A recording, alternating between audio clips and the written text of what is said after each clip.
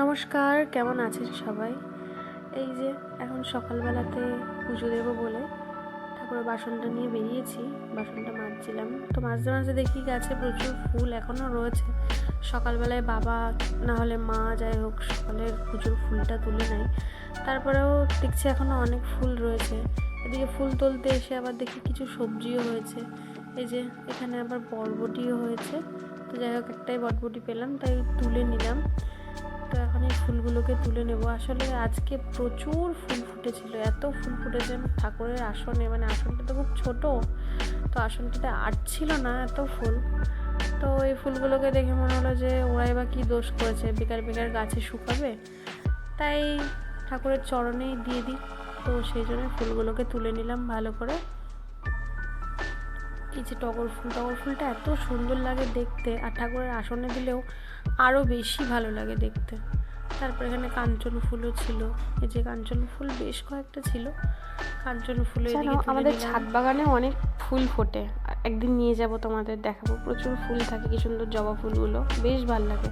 এতগুলো কাঞ্চন ফুল হয়েছে, দেখো কি সুন্দর লাগছে, তাই না? কাঞ্চন ফুলগুলো যাই নিয়ে গিয়ে এখন বাসনের মধ্যে রেখে দিই। যখন পুজো করব তখন না হয় ঠাকুরকে দেবো। এখন যাই স্নানটা করে পুজোটা করে নিই। এই যে স্নান পুজো সেরে হঠাৎই মনে পড়লো যে কুন্তি কিনে নিয়ে এসেছিলাম। তো আজ দুপুরে কুন্তি কষা দিয়ে ভাত খাবো। এটা হচ্ছে কুন্তি, অনেকে আবার কেন্দুলি, তারপরে আবার অনেকে অনেক নামেই চেনে। তো আমাদের এখানে এটাকে কুন্তি বলে, আর আমার এটা ভীষণ পছন্দের একটা সবজি। আসলে এটা ভাজাও খাওয়া যায়, অনেক রকমের রেসিপি করেই খাওয়া যায়। তো আজকে আমি এটাকে কষা করব, কুন্তি কষা। তো যাই হোক, কড়াইয়ে তেল দিয়ে দিলাম, দিয়ে তারপর জিরে ফোড়ন দিয়ে দিলাম, আর কিছু না, এখানে ফোড়নের শুধু এটুকুই যাবে। তারপরে যে লবণ হলুদ মাখিয়ে কুন্তিগুলোকে ভালো করে এখন ভেজে নিতে হবে। কুন্তিগুলোকে বেশ সুন্দর করে ভেজে নেব। আসলে আমার এতখানি তেল লাগেনি, আমি পরে আবার তেলটাকে তুলে রেখেছিলাম, ভাজা তেলটা, কেন কি এত তো তেল খাওয়া ভালো না। তো যাই হোক, আমি ভাজার সময়তে তেলটাকে তুলে রেখেছিলাম। এই যে দেখো, ভাজাটা ঠিক এইভাবে করে নিতে হবে, বেশ সুন্দর করে ভেজে নিয়েছি। এখন মশলা দেওয়ার পালা।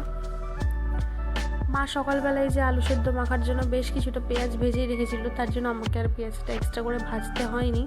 এখন এই ভাজা পেঁয়াজটা দিয়ে দেব কুন্তির সাথেই, দিয়ে একবার ভালো করে নেড়ে নেব এখানে। এখন দিয়ে দেবো মশলা। আসলে আমাদের বাড়িতে খুব সকাল সকাল এখন তাড়াহুড়ো করে রান্না করতে হয়, দাদার জন্য দুপুরের খাবারও পাঠাতে হয় দোকানে। তো সেজন্য যে এই প্রস্তুতি নেওয়া আমাদের, আদা রসুন লঙ্কা এগুলোকে না ভাজ করে এখন ফ্রিজে রেখে দেওয়া হয়।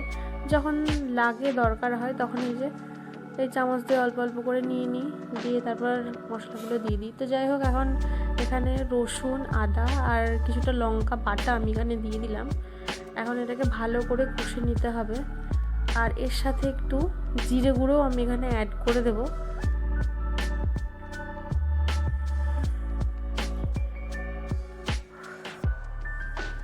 এই যে একটুখানি জিরে গুঁড়ো দিয়ে দিতে হবে এখানটাতে, আর কিছু না। এবার এই জিরে গুঁড়োটার সাথে একটুখানি জলও দিয়ে দেবো, যাতে ভালো করে কষাটা হয়। আর এখানে আমি একটুও জল ইউজ করব না, এটাই আস্তে আস্তে আস্তে আস্তে আমি কষাবো। আর কষানো হয়ে গেলেই ব্যাস আমার রান্নাটা একদম কমপ্লিট হয়ে যাবে। আর এখানে ওই কুন্তিগুলো ভালো মতোই সেদ্ধ হয়ে যাবে। এই যে এখন আমার কুন্তি কষাটা এই পর্যায়ে, তো একটুখানি চিনি দিয়ে দেবো, একটু বেশ মিষ্টি মিষ্টি হবে, খুব বেশি চিনিটা দেবো না, একটুখানি দিয়ে দিলাম। এই যে আমার কুন্তি কষা কিন্তু এখন একেবারেই রেডি, আর শুকাবো না, এখন শুকালে পরে একদম ভাজা ভাজা হয়ে যাবে। তো যাই হোক, আমার কুন্তি কষাটা একদম রেডি। তোমরা যদি চাও তাহলে অবশ্যই এভাবে একবার ট্রাই করতে পারো, আমি কথা দিচ্ছি মুখে লেগে থাকবে। আমার তো ভীষণ পছন্দের, আমি দুপুরবেলাতে এটা দিয়েই বেশি ভাতটাই খেয়েছিলাম, খুব পছন্দের। তো যাই হোক, দুপুরে খাওয়া দাওয়া করে একটু ঘুম দেওয়ার পর উঠে দেখি যে ভীষণ মেঘ টেঘ ডাকছে, উঠে দেখি যে বৃষ্টি হচ্ছে। দেখো কি সুন্দর, আজকের বৃষ্টিটা প্রচুর হয়েছিল। তো যাই হোক, বৃষ্টি বাদল দেখে আজ ইচ্ছে করলো একটুখানি চাউমিন খেতে। তো মাকে বললাম একটু চাউমিন করার কথা, তো মা বললো ঠিক আছে তাহলে করে দিচ্ছি। এই যে এখন এই গাজর বিনস আর পেঁয়াজগুলোকে ভালো করে কুচিয়ে দিই, আর মা এদিকে ডিমটা ভেজে নিচ্ছে। ওদিকে আবার দেখছি বাবাও চলে এসছে। বাবা বলল যে এখানে বাসমতি চালের এই চাল ভাজা নিয়ে এসছে মাখানি। তো এই যে এটাকেও একটু খেয়ে নিলাম, না হলে পরে রেখে দিলে আবার নেতিয়ে যাবে। যাই হোক, এই যে আমার সবজিগুলো কাটা একদম কমপ্লিট। এখন এটাকে মাকে দিয়ে দেবো। মা এদিকে বাদামটাও ভেজে নিয়েছে। আসলে চাউমিন একটু বাদাম দিলে বেশ ভালো লাগে। অনেকে বাদামটা পছন্দ করে না, যারা পছন্দ করো না তারা না দিলেও পারো।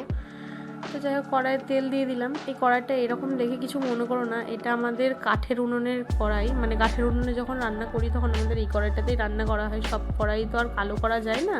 তো এই কড়াইটায় এঁঠো ছিল যেহেতু, তো মা বললো থাক আজকে এই কড়াইটাতেই করি। তো যাই হোক, এই কড়াইটাতেই এখন চাউমিনটা করছে। তো যাই হোক, তেল দেওয়ার পর এখন দিয়ে দিল গাজরটা এই যে এরকম ভাজা হবে।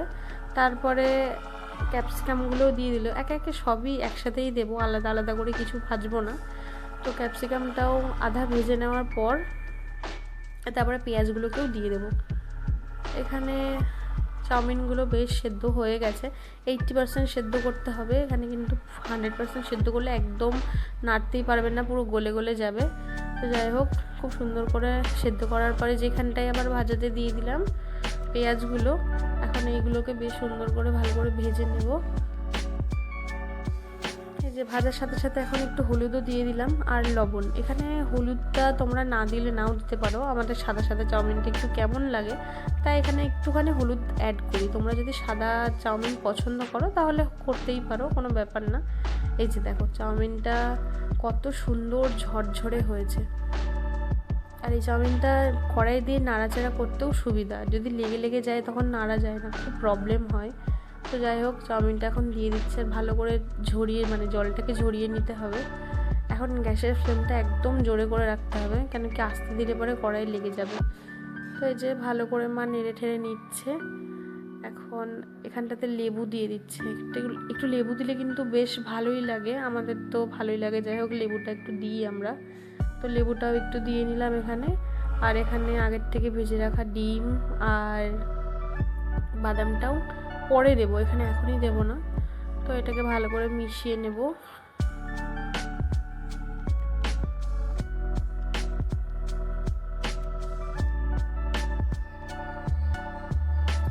এখন ভালো করে মেশানো হয়ে গেলে এখানে একটু সস আর সয়া সস দিব। আসলে চাইনিজ জিনিস একটু সয়া সস না দিলে না মানায় না। তো যাই হোক, মাকে একটু বললাম তুমি অল্প করে একটু সয়া সস দিয়েই দাও। মা বলছিল প্রথমে দেবো না। তো যাই হোক, সয়া সসটা দিয়ে দিল। এমনি সসও এখানে দিয়ে দিচ্ছি এক্সট্রা করে। সস পাতে কেউ পছন্দ করে না, মানে প্লেটে আর কেউ পছন্দ করে না। তো যাই হোক, এখানটায় একবারই দিয়ে দিলাম। তো সস আর সয়া সসটা এবার ভালোভাবে নেড়ে ঠেড়ে নিতে হবে, মানে মিশিয়ে নিতে হবে খুব সুন্দর করে।